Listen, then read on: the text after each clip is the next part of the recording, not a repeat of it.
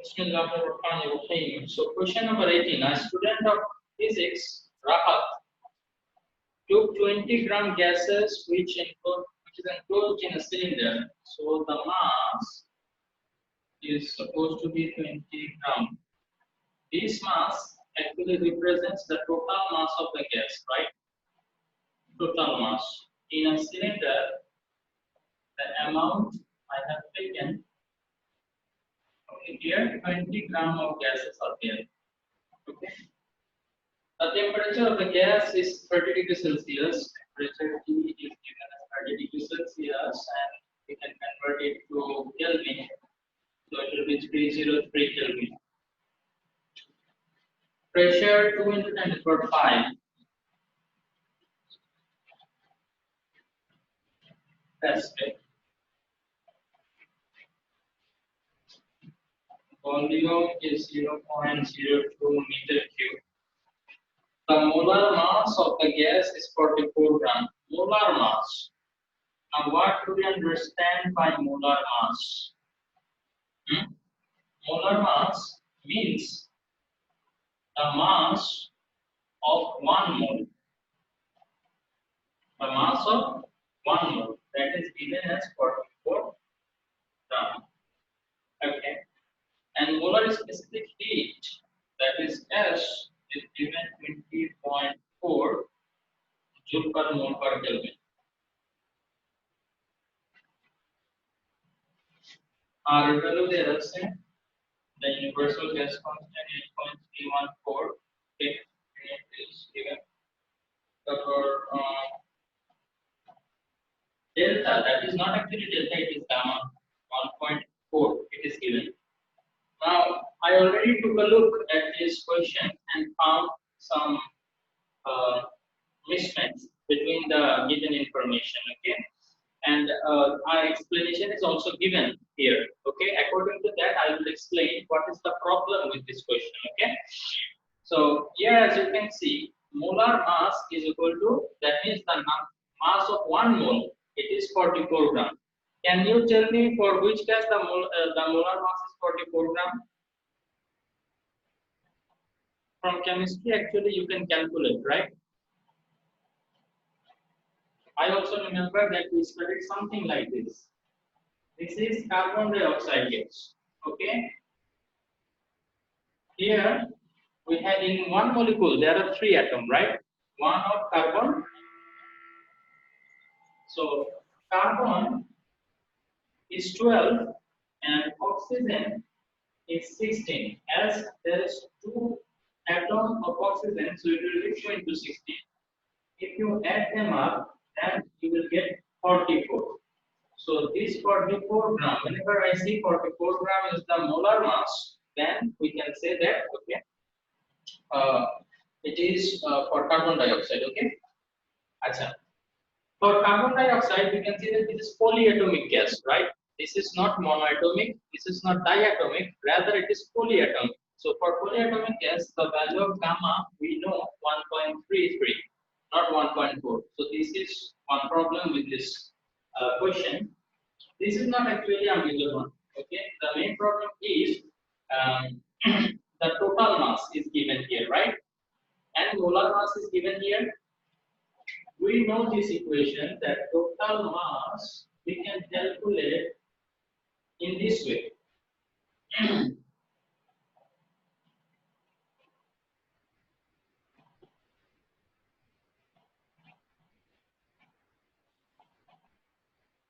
Correct or not? Okay. Molar mass means mass of 1 mole into how many mole are there. It is like the value of 1 pen is 5 taka. So what is the value, total value of 10 pen? So it will be 5 into 10, 50, right? So we have the molar mass, that is the mass of 1 mole. Now if I tell you there are 5 mole, you will multiply 5 with it and get the total mass, right? This is the way. So now molar mass is 44 gram. So whenever this molar mass, I multiply it with the number of mole, it should be equal to the total mass, that is 20 gram, which is given in the question, right? So let us try to find out what is the number of mole. Number of moles we can find out from here. Pp is equal to nRT. From here we can find out. So n is equal to Pp divided by RT. So P is the value of pressure, V is the volume, R is given, T is also given. So you can put the value and get the answer. You will see that the answer comes 1.587 like this. Okay. So this is the number of mole. So you put the number of mole here and molar mass we have 44. You put it here. Now 44 into 1.5. It will never be equal to 20 gram, right? Rather, the total mass becomes 65 point something like this. Okay. So this is another problem with this question. Now, in the what you have doubt in the calculation?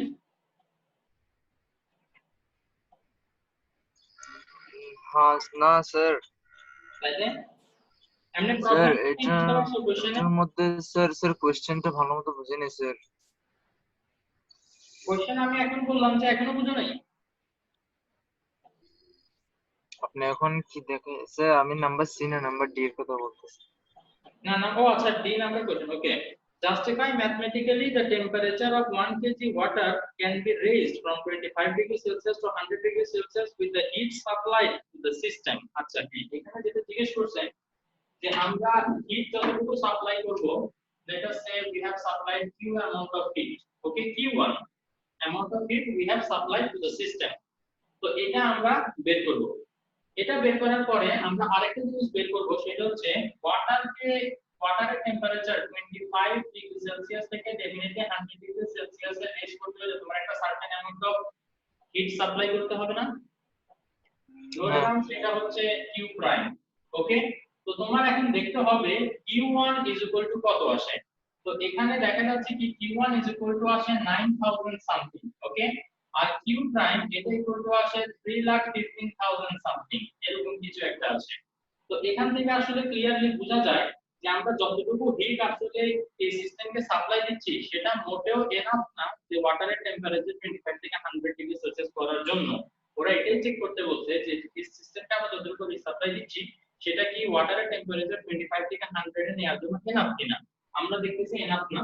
যদি এখানে q1 এর ভ্যালুটা এই q prime থেকে বেশি হয়, equal অথবা বেশি, ঠিক আছে, যদি মনে করো এখানেও 9000 এখানেও 9000 পাইছি, তাইলে আমি বলতে পারবো যে ইয়েস, এতটুকু হিট দিয়ে আমি ওয়াটারের টেম্পারেচার 25 থেকে 100 এ নিয়ে যেতে পারবো। বাট যদি আবার এটা থেকে যদি বেশিও হয়, মনে করো এটা 10000 আর এটা 9000, তাহলে 10000 থেকে 9000 দিয়ে ডেফিনেটলি আমি ওয়াটারের টেম্পারেচার 25 থেকে 100 এ নিতে পারবো। সো বুঝতে পারছো যে এখানে কি তোমাকে কম্পেয়ার করতে বলছে? হ্যাঁ স্যার বুঝছি স্যার। নাম্বার ডি এর মধ্যে একটা ফর্মুলা ইউজ করছে, দেখেন Q prime is equal to ms θ2 - θ1। এটা কোথা থেকে পাইছে ফর্মুলা? কি বলো, এটা তো তোমাদেরকে গ্রেড 10 থেকে পড়ায় আসতেছে। যখনই ওয়াটারের, আচ্ছা দাঁড়াও বলছি, এই ইকুয়েশনটা তো অনেক আগে থেকে জানার কথা। যখনই আমরা এই যে ওয়াটারকে যখন হিট দিব বা আইসকে যখন হিট দিব, তখন দুই ধরনের সিচুয়েশন হইতে পারে। নাম্বার 1 সিচুয়েশন, সেটা হচ্ছে কি যে মানে টেম্পারেচার ইনক্রিজ হচ্ছে, তুমি হিট দিচ্ছ, টেম্পারেচার ইনক্রিজ। ওকে, হিট দিবা, টেম্পারেচার ইনক্রিজ হবে। আরেকটা সিচুয়েশন হচ্ছে তুমি হিট দিবা but temperature won't increase. Can you tell me what will happen that time? Is there anyone who can tell me? State change হবে sir. Very good. Jaman remembers. That time what will happen? The state of the body will be changing. State of the body will change at that time. যেমন মনে করো ওয়াটারকে আমরা hit দিচ্ছি, water হচ্ছে 30 degree সেলসিয়াসে আছে, এখন আমরা এটাকে হিট দিচ্ছি, হিট দিলে এটা টেম্পারেচার বাড়তে বাড়তে 100 ডিগ্রি সেলসিয়াস পর্যন্ত যাবে। This is the scenario first, temperature is increasing, but 100 degree Celsius is the boiling point of water, we know, right? So what will happen when water reaches this temperature? Even if you keep on supplying heat to the water, what will happen? The temperature will not increase. Rather, what will happen? The heat that you are supplying will be used to change the state of water. That time the water will start converting into water vapor. So all the energy you are supplying will be spent for the state changing. So as a result, no temperature increase will take place. This is the second case. Okay. Okay. Now, if I want to find out the heat supply for the first case, there is an equation. If I want to find out the heat supply in the second case, then there is also another equation. The first one, when you see that the temperature is changing, that time this is the equation: ms del theta. M is the mass of the object, S is the specific heat of the object, and del theta is the change of temperature. In our case, it is 100 minus 25. This is the change of temperature. Now, when the temperature is not changing, that time actually you cannot use it because this will become 0. Temperature is not changing, so temperature change or difference will be 0, so the whole thing will be 0. But we know that the heat supplied is not 0. Still, there is some heat that we are supplying, so heat supply cannot be 0. So this equation cannot be applied in this case. So what is the equation that we need to apply? That is equal to M LF or M LV. Now, when we will use LF, what is LF? Can anybody tell me? Latent heat. Latent heat of fusion. fusion. Very good. Latent heat of fusion. Now, what do we understand by fusion?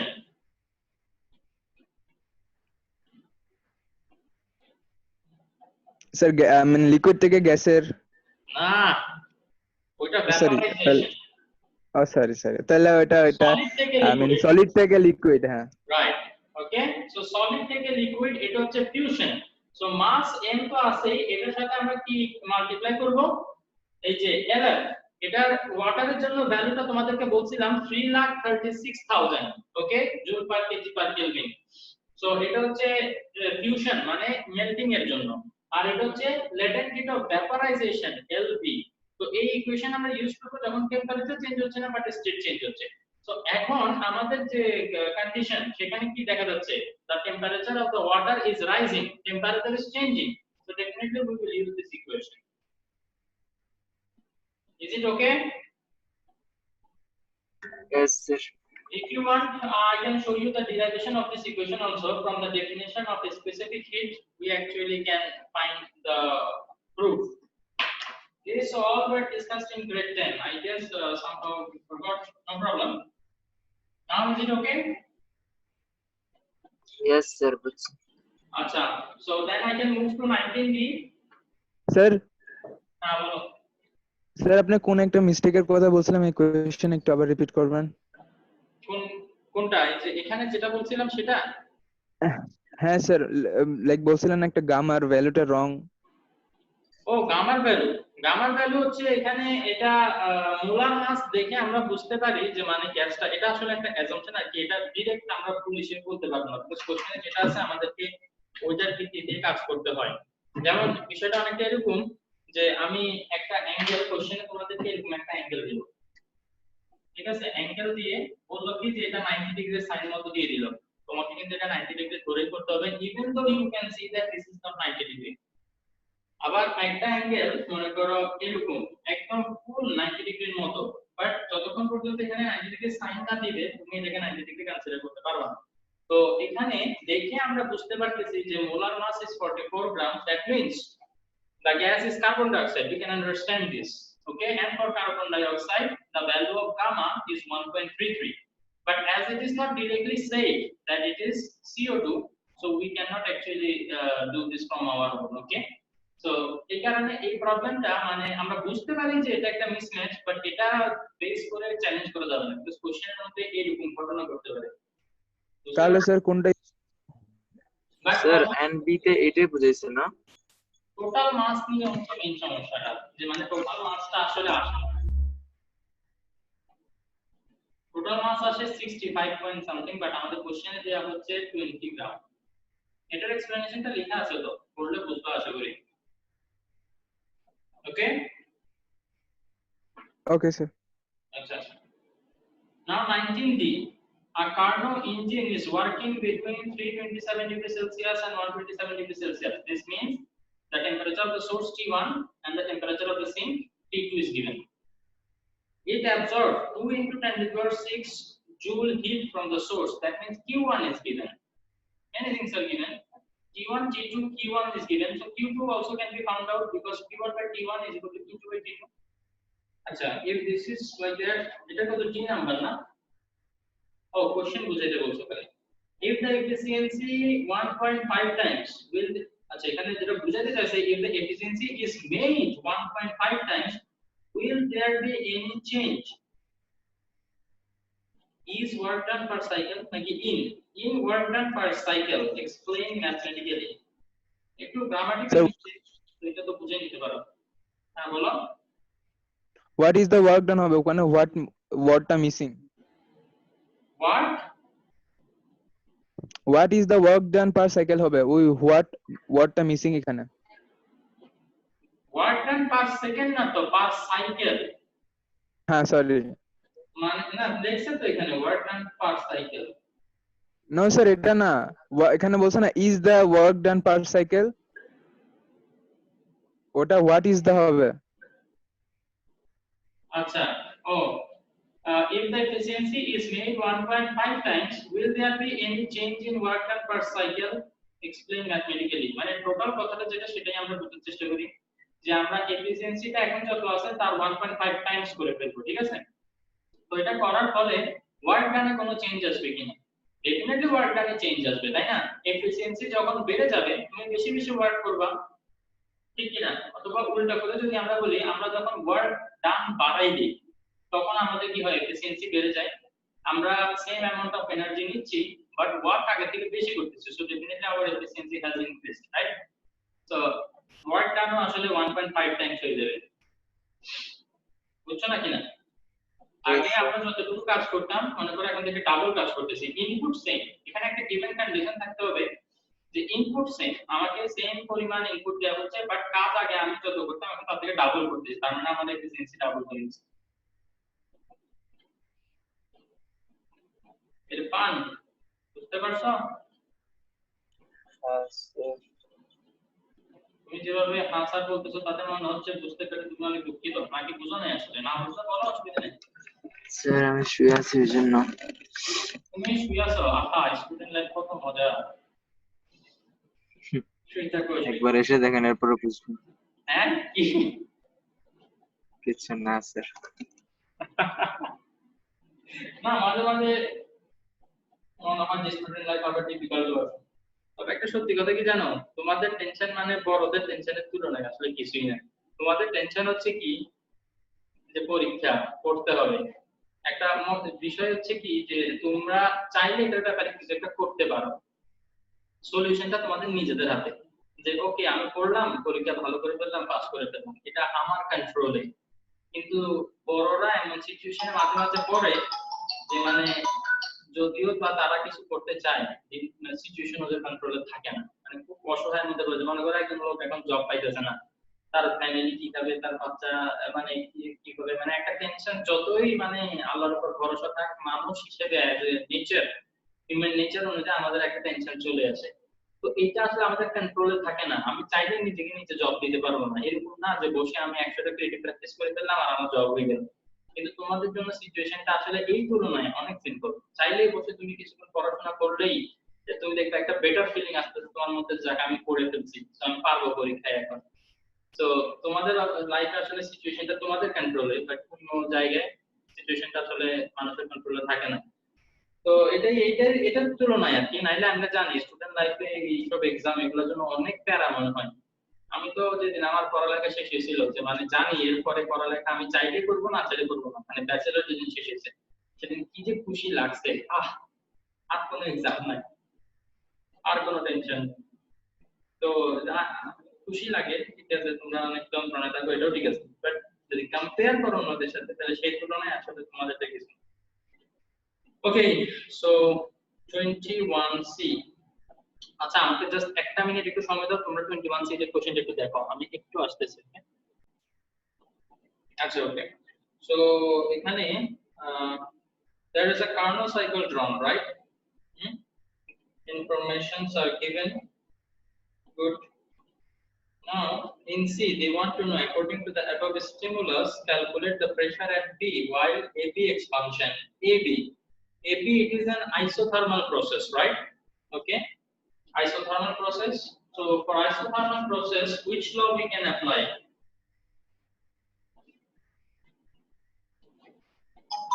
Can you tell me which law I can apply? Second law. About gases, we studied 3 laws. What are those 3 laws? Boyle's law,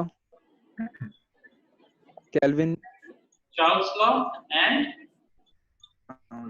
sir gas এটা law. আমাদের বয়েলস ল state আমরা বয়েলস ল place করব না volume is proportional to P এটা না Pressure is proportional, inversely proportional to the volume. That is the Boyle's law, right? When the temperature is constant. So isothermal process, the temperature remains unchanged. So we can apply the Boyle's law. So from the Boyle's law, if you remember, we got P1 is equal to P2 V2. So here we will be actually applying this formula. Now they asked us to find out the pressure P2. So to find out this, we must know the pressure at A, volume at A, and volume at B. So let us look for those information, either they're given or not. V1 is, V2 is equal to 2P1. Okay, this one is easy. So P2 we have to find out. So we will write it in this way: V1 by V2 is equal to P2. Now V2 it is given as 2V1. So V1 will be cancelled, and this will be V2. So the pressure will become half. What is the value of P1?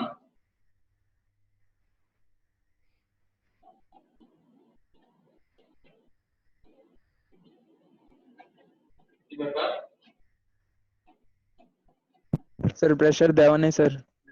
Pressure দেওয়া নাই? না sir. তাহলে এই কাজ কিভাবে করতে পারেন? Sir ওরা মনে ভুলে দিতে ভুলে গেছে আই গেস। টাইপিং মিস্টেক হতে পারে। আমার মনে হয় কি জানো, দেখো এখানে কিন্তু গ্রাফটার মধ্যে তো এই জায়গা বরাবর একটা দাগ দেয়া আছে, দেখছো? সো এখানে আমার মনে হয় এটা যে 4 ATM যেটা কিনা ওরা সলিউশনের মধ্যে ইউজ করছে, সো এটা এখানে দেয়া থাকার কথা আই গেস। তো এখানে ওরা দাগটা দিয়েছে ঠিকই, বা এখানে নাম্বারটা আসলে টাইপ করতে হয়তো ভুলে গেছে বা কোনো কারণে আসে নাই। দেখ বোঝাই যাচ্ছে যে এখানে আসলে P2 টা দেয়া, P1 দেয়া থাকা লাগবে। আচ্ছা, ধরে নাও যে P1 আসলে দেয়া নাই, তখন তাহলে কি করবা দেখি বলো তো? এই ধরনের সিচুয়েশন আসবে, এরকম লাইন আসবে, তো তখন বলবা if the volume is becoming double, then the pressure will become half. Okay, because we know that according to Boyle's law, if the temperature is constant, then what will happen? The pressure will be inversely proportional to the volume. So volume is becoming double. Inversely proportional means double মানে 2 দিয়ে multiply, এখানে কি হবে 1/2 দিয়ে multiply, inversely proportional. Okay, so pressure will become half. ঠিক আছে, যদি কোনো ভ্যালু না দেয়া থাকে তাহলে সিম্পলি এটা লিখে দিবা, তাইলে হবে। ওকে, এতটুকুই করা যায় গিভেন ইনফরমেশন দিয়ে, সো আমরা এতটুকুই করব। আচ্ছা স্যার, হ্যাঁ বলো। স্যার আমার আসলে একটা ডাউট আছে, জেনারেল ডাউট। আমি স্যার আপনাকে একটা পিকচার পাঠাচ্ছি, একটু দেখেন তুমি হোয়াটসঅ্যাপে দেখেন। ও আচ্ছা, তোমার একটা ডাউট নিয়ে আমি আসলে কথা বলতে চাইছিলাম কালকে, তুমি আমাকে একটা পিকচার পাঠাইছো। স্যার ওটা বাদ দেন স্যার প্লিজ। 1 = 2 প্রুফ করছো, তো আমি কালকে কোনটার মধ্যে আসলে ডিটেইলস এক্সপ্লেইন করাটা একটু মুশকিল, তো এই কারণে আসলে আমি তোমাকে এখানে এক্সপ্লেইন করতে চাইছিলাম। দেখো a = b তুমি লিখছো, এর পরের লাইনে a² = ab লিখছো, বোথ সাইডে a মাল্টিপ্লাই করছো, দেন বোথ সাইড থেকে আবার তুমি b² মাইনাস করছো, তো এখানে লিখছো তুমি a + b * a - b। তোমার এই প্রবলেমটা না আমি অনেক আগেই দেখছি, অনেক আগে আমাকে আরো অনেকে পাঠাইছে, আমার নিজেরও একটা কিউরিওসিটি ছিল, তো আমি এটা কেন হবে না সেটা অনেক আগে থেকে মানে এই জিনিসটা আমি মানে রিসার্চ করছি আর কি জানি, তো খুব আজকে শেয়ার করি তোমাদের সাথে, সো তোমাদেরকে ফিউচারে একটু পাঠাইলে তোমরা যদি করতে পারো। এরপরের লাইনে তুমি কি করছো, a - b both side divide করে দিছো, তাই না? এরকম না করছো না, কি করছিলা আমি ভুলে গেলাম। স্যার আমি স্যার এটাই রাইট হ্যান্ড সাইডের a - b টা লেফট হ্যান্ড সাইডে নিয়ে গেছি, তো এটা ডিভাইড হয়ে গেলে এটা ক্যান্সেল হয়ে যায়। হ্যাঁ, -b তাহলে a + b = b থাকে, তাই না? হ্যাঁ। আচ্ছা, এরপরের লাইনে কি করছিলা? Sir a is equal to b, তাহলে b plus d is equal to b. ও a is equal to b না, তাইলে এখানে হ্যাঁ, b that's এখানে why বসাইছো, তো এখানে b আসবে, to তো b. তাইলে এখানে তাহলে 2b is equal to b, তাইলে তো 2 bb কাটা গেলে 2 is equal to 1. তো প্রবলেমটা হচ্ছে এই জায়গায় তুমি বোথ সাইডকে কি করছো দেখি বলো তো, a b দিয়ে ডিভাইড করছো, তাই না? এই কাজটা আসলে করা যাবে না। এখন কেন করা যাবে না সেটা বলে দিলেই কি হইলো যে করা যাবে না? কেন করা যাবে না সেটা আমরা একটু দেখি। তোমরা কি এটা জানো যে যে কোনো কিছু তুমি যে কোনো নাম্বার এখানে লেখো, সেটাকে যদি 0 দিয়ে ডিভাইড করো, ইট ইজ আনডিফাইন্ড। এটা কি তোমরা জানো? আমি তোমাদেরকে দেখাইছিলাম যে ওই যে 0 দিয়ে ডিভাইড করলে একবার আসে आंसर প্লাস ইনফিনিটি, আরেকবার आंसर আসে মাইনাস ইনফিনিটি। সো একজন বলতেছিল যে 1/0 এর বাড়ি এই যে দুই দিকে, সো এই কারণে এটা আনডিফাইন্ড। আমি এটা এক্সপ্লেইন করছিলাম বোধহয় গ্রেড 10 এ থাকতে, তোমরা কি মনে আছে এটা? হ্যাঁ না স্যার, আমাদেরকে নাম্বার লাইন দিয়ে বুঝিয়েছিলেন। হ্যাঁ, নাম্বার লাইন দিয়ে বুঝেছিলাম, গুড। তো তাইলে তোমরা ক্যালকুলেটরেও দেখতে পারো, যে কোনো কিছুকে ডিভাইডেড বাই 0 লিখলে it will show error because it is undefined, এটা কোনো কারেক্ট আনসার নাই। ওকে, আগে মনে করা হইতো এটা is equal two plus infinity, but later আরেকজন অ্যাপ্লিকেশন বলছে এটা is equal two minus infinity হতে পারে। তো একটা জিনিসের answer plus infinity minus infinity দুইটা একসাথে হতে পারে না। তো ম্যাথমেটিশিয়ানরা ফাইনালি বলছে যে এটার আনসার আসলে আমরা জানি না, সো এটা আজকে থেকে আনডিফাইন্ড, এটাকে আমরা ডিফাইন করব না। তো এখানে যখন তুমি a b দিয়ে ডিভাইড করো, তুমি অ্যাকচুয়ালি 0 দিয়ে ডিভাইড করতেছো। কেন? তুমি একটু খেয়াল করো, এই যে a is equal to b, b টাকে যদি তুমি এখন লেফট হ্যান্ড সাইডে আনো, a b is equal to কি আসে? 0।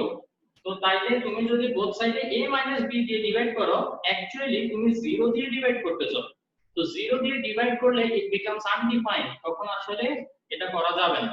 কি বলছি বুঝতে পারছো? তো আমরা তো এই কারণে এর পরের দিকে তুমি যেটাই করো না কেন, it's not valid anymore, because তুমি 0 দিয়ে ডিভাইড করার সাথে সাথে both side becomes undefined and nothing can be proved from there. So এই কারণে যে তোমাকে এটা পাঠাচ্ছে না, তাকে তুমি এটা ভাবে বুঝাইতে পারো যে দেখো আমরা 0 দিয়ে ডিভাইড করতে পারবো না, বিকজ 0 দিয়ে ডিভাইড করলে ইট বিকামস আনডিফাইন্ড। তো a b দিয়ে 0 ডিভাইড করা মানে 0 দিয়ে ডিভাইড করা। সো যদি 0 দিয়ে ডিভাইড করা না যায়, তাহলে a b দিয়েও ডিভাইড করা যাবে না। তো ঠিক আছে, ভালো কথা, কি করা যাবে না সেটা তো তোমাকে বলে দিলাম। তো এটার বদলে আমরা কি করতে পারি, তো সেটার একটা সলিউশন আমি কালকে বের করছি, বাট তোমাকে পিকচার পাঠানো হয়নি। তো দেখো আমরা একটু কথা বলি সেটা নিয়ে। a b, এখন এই জিনিসটাকে আমরা ফুল এই সাইডে নিয়ে আসবো। তো তাহলে বিষয়টা এরকম হবে। এখন দেখো এখান থেকে a b কমন নেওয়া যায়। তো a b কমন নিয়ে ফেললাম, then a plus b minus b is equal to 0 থাকে, plus b minus b কাটাকাটি। So a minus b আর কিন্তু থাকে a is equal to 0। So তখন দুইটা জিনিসের মাল্টিপ্লিকেশন 0, তখন সেখান থেকে আমরা লিখতে পারি a minus b is equal to 0, so a is equal to b, আর এখানে a is equal to 0। So এই ধরনের সিচুয়েশন আসলে পসিবল যখন এই কেসটা হয় যে a is equal to 0 অথবা a is equal to b। তো এখান থেকে আসলে ম্যাক্সিমাম যদি কিছু আমরা স্যার তাহলে তো a is equal to b আবার a is equal to b same প্রুভই করে ফেলছেন।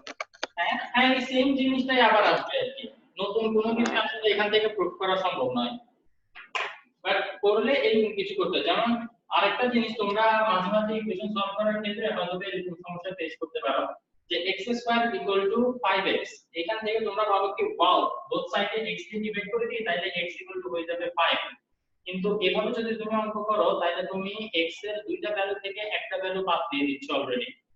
এখানে x এর পাওয়ার 2 না, যখনই x এর পাওয়ার 2 ওয়ালা কোনো ইকুয়েশন থাকে, কোয়াড্রেটিক ইকুয়েশন থাকে, সেখানে x এর ভ্যালু আমরা জানি দুইটা আসবে। x এর পাওয়ার 3টা মানে x এর 3টা ভ্যালু আসবে, 3টা রুট বা 3টা সলিউশন থাকবে এই ইকুয়েশন এখানে। তো এখানে যদি x দিয়ে ডিভাইড করে দাও, তুমি আসলে একটা সলিউশন বাদ দিয়ে দাও, এখন সেই সলিউশনটা কি কত, সেই রেজাল্ট। এটাও যদি আমরা জানতে চাই তাহলে এটাকে এইভাবে করতে হবে, 5x টাকে এদিকে আনতে হবে, x² - 5x = 0। তুমি এখান থেকে x কমন নিবা, x - 5 = 0। সো এখানে আসবে একটা x = 0 আর একটা x - 5 = 0, সো x = 5। এখন দেখো x এর দুইটা ভ্যালু পাইছি আমরা। তো যখন তুমি x কে বোথ সাইড দিয়ে x কে ডিভাইড করে দাও, তুমি 0 টাকে আসলে ওমিট করো। এই কাজগুলো আসলে করা যাবে না, কারণ তাইলে তুমি হাফ মার্ক পাবা আর বাকি হাফ মার্ক পাবা না, বিকজ তুমি দুইটার মধ্যে একটা আনসার রাইট করেছো শুধু, তাই না? লজিক্যাল কথাগুলো। সো যাই হোক, এগুলো নিয়ে গবেষণা করবা, ইনশাআল্লাহ অনেক কিছু জানতে পারবা। ওকে স্যার আমার একটা ছোট ডাউট, শুনুন স্যার, আমরা ফিজিক্স এর মধ্যে বেশিরভাগ তো ম্যাথমেটিক্স না, তো যার কারণে না sir number C 3 mark, but অনেক ছোট হয়ে যায় আনসার, এটার মধ্যে কি মার্ক কাটবে আমাদের? না, এই যে সায়েন্সে কখনো, এটা একটা মজা জানো, যখন আমি গ্রেড 9 এ উঠছি, আমি যে টিচারের কাছে পড়তাম, দেখা যেত 5 মার্কের কোশ্চেনের আনসার উনি আমাকে কয়েক লাইনের মধ্যে লিখে দিতেন, আমি বলতাম যে এটার জন্য তো জীবনে ফুল মার্ক দিবে না। এখন এই টেনশনটা আসলে আমাদের গ্রুপে যায় গ্রেড 6 7 8 এ, আমরা যখন বাংলা পরীক্ষা দিই, তারপর পৃষ্ঠা লিখি, তারপরও আমরা দেখি মার্ক পাই না। তারপরে ইসলামিয়াতে পৃষ্ঠার পর পৃষ্ঠা লিখি, সোশ্যাল সায়েন্সে পৃষ্ঠার পর পৃষ্ঠা লিখতাম। তো এই কনসেপ্টটা মাথার মধ্যে ঢুকে যেত তখন। তো যখন সায়েন্স পড়তে শুরু করলাম, দেখলাম কি জানো, মেইন কথাটা 3 4 লাইনের মধ্যে তুমি লিখো, you will get full mark. কোনো মার্ক কাটাকাটি নেই, বাংলায় তুমি ফুল লেখাও। 10 এর মধ্যে আমাদেরকে 7 দিত ম্যাক্সিমাম, খুব বেশি ভালো হলে 8 দিত, 2 মার্ক কেটে রাখতো।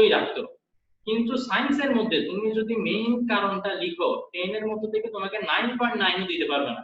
তো এটা হচ্ছে আসলে সায়েন্সে পড়ার একটা মজা, আমার কাছে মনে হয় আর কি। আনসারের সাইজ নিয়ে টেনশন করবে না, তুমি খালি জিজ্ঞেস করবে নিজেকে, যেটা আমাকে করতে বলছে আমি সেটা করছি কিনা, বাস। ওকে, সাইজ নিয়ে টেনশন স্যার টাইম। আর টাইম কি শেষ? ও টাইম তো শেষ। ওকে, তো ঠিক আছে, কালকে দেখা হবে ইনশাআল্লাহ। আসসালামু আলাইকুম ওয়া রাহমাতুল্লাহি ওয়া বারাকাতুহু।